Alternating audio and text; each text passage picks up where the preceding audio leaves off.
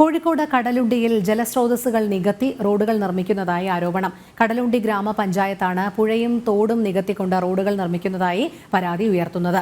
ശക്തമായ പ്രതിഷേധത്തിനൊരുങ്ങുകയാണ് പ്രകൃതി സംരക്ഷണ സമിതി.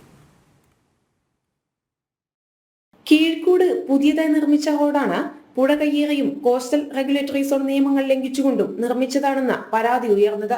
കടലുണ്ടി കമ്മ്യൂണിറ്റി റിസർച്ച് ഓഫീസ് നിർമ്മാണവും പുഴ കയ്യേറിയാണെന്ന് പ്രകൃതി സംരക്ഷണ സമിതി ആരോപിക്കുന്നു. വേലി തന്നെ വിള തിന്നുന്ന കാഴ്ചയാണ് നമ്മളിവിടെ കാണുന്നത്. മുഴുവൻ കയ്യേറ്റങ്ങൾക്കും എല്ലാ പിന്തുണയും നമ്മുടെ തദ്ദേശ സ്വയംഭരണ സ്ഥാപനം തന്നെ നടത്തുന്നു.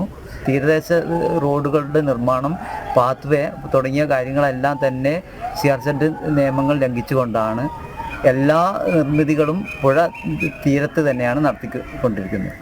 ഭൂമിയുടെ അതിരുകൾ ചെങ്കല്ല് ഉപയോഗിച്ച് കെട്ടിപ്പൊക്കിയും ഭിത്തികൾക്കിടയിൽ മണ്ണും വേസ്റ്റും ഉപയോഗിക്കുന്നതും പുഴയിലേക്ക് വെള്ളം ഒഴുകുന്നത് തടസ്സപ്പെടുത്തുന്നു. കയ്യേറ്റം പതിവായതിനാൽ കടലുണ്ടി പക്ഷി സങ്കേതത്തിലെത്തുന്ന പക്ഷികളുടെ എണ്ണം കുറയുന്നതായും പ്രകൃതി സംരക്ഷണ സമിതി പറയുന്നു. ജനം, കോഴിക്കോട്.